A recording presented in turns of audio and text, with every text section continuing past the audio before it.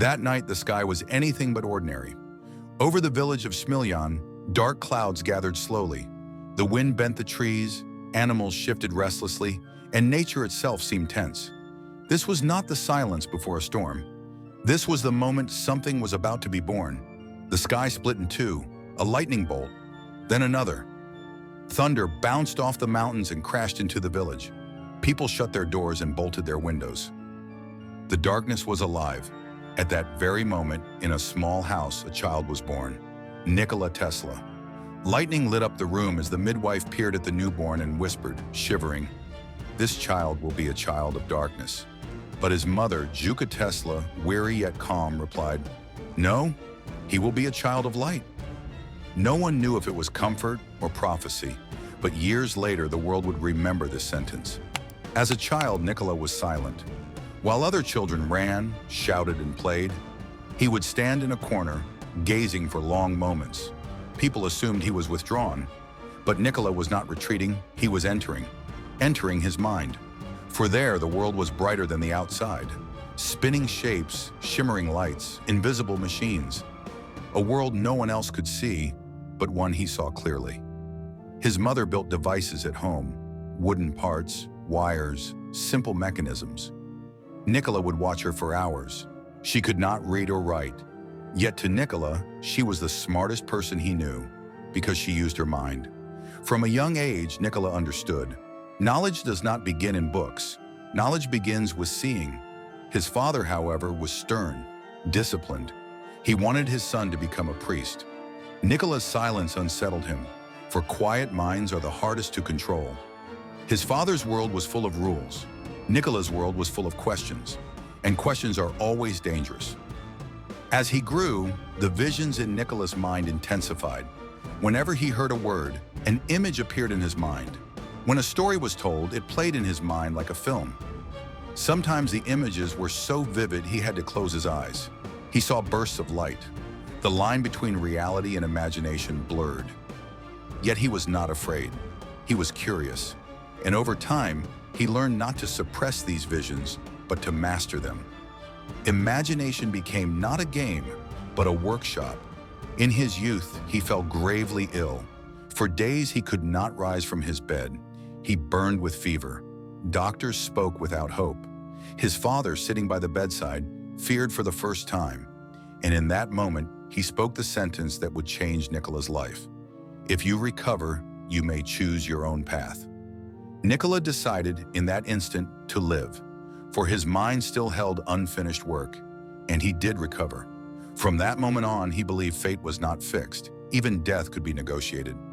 When he encountered electricity, it was not a lesson, it was a meeting. Electricity did not seem lifeless to him. It was alive. It moved. It wanted to flow. Tesla did not want merely to use electricity. He wanted to understand it.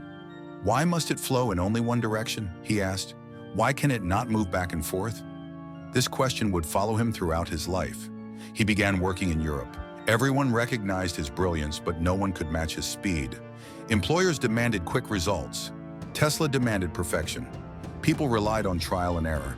Tesla relied on thought. He built machines in his mind, operated them, dismantled them, rebuilt them. In the real world, he made no mistakes. But this did not appear fast enough to anyone. Eventually, he realized Europe's mind was too small for him. America was spoken of. Edison, money, power. Tesla crossed the ocean with only a few coins, a letter, and a poem. New York did not embrace him. It was loud. It was dirty. But it was full of opportunity. He met Edison. Two minds, two worlds. Edison was practical. Tesla was theoretical. Edison wanted results. Tesla wanted reasons. For Edison, systems were tools. For Tesla, they were living organisms. Tesla worked. Day became night, night became day. He refined the system. When he asked for his payment, Edison laughed. "You don't understand American humor." That day, Tesla lost not just money, but his faith in people. He was alone, hungry, yet he did not give up. He championed alternating current. Edison spread fear. Tesla showed light. Cities lit up. The world decided. But Tesla's mind did not stop there. He began to see that the universe itself worked in order. There was no randomness. Everything followed a mathematical law. And at the center of this law were certain numbers: 3, 6, 9. Tesla never called these numbers mystical, yet his life began to revolve around them. Before entering a building, he would circle it 3 times. Hotel room numbers had to be divisible by 3, 6, or 9. When dining, he would fold his napkins 18 times. For 18 was the union of 3 and 6. People thought him obsessive, but for Tesla, this was harmony with the universe. If the order broke, so too would his mind. Once, when asked about these numbers, he simply said, "If you only knew the magnificence of 3, 6, and 9, you would have the key to the universe." He became famous. He spoke in halls, yet he remained alone. For Tesla lived not among people, but in the future. He believed energy should be free, wireless, for everyone. Wardenclyffe Tower was that dream made real. But investors wanted money, not dreams. Funding stopped. The tower remained unfinished. Tesla's faith faltered. He turned to pigeons. For pigeons did not judge. Years passed. Money vanished. Fame faded. He lived in hotel rooms with debts. Yet his mind kept working. Vibration machines, remote-controlled devices. The world was not ready. In 1943, in a New York hotel room, he died alone. The door was locked. Silence filled the room, but that silence did not last long. The first to enter were not journalists, nor scientists. They were government officials. Ledgers were gathered. Drawings were taken. Papers were boxed. The FBI seized all of Tesla's documents. The official reason was brief: national security. Why would a scientist's notes frighten a nation? Some documents were released, some disappeared, some never returned. What was inside them remains unknown. But those who knew Tesla said, in those notebooks lay a world not yet ready. Energy, vibration, and perhaps the secret of 3, 6, and 9. Tesla died poor, alone, but not defeated. For some people arrive early. The world is late. And as Tesla said, the future belonged to him. Nikola Tesla, a man, a genius, a mind far ahead of his time. He lived a solitary life, his ideas misunderstood, his dreams unfinished. Yet in his mind, the secrets of the universe, energy, vibration, and the enigma of 369 never ceased. The world could not keep pace, yet his light still shines.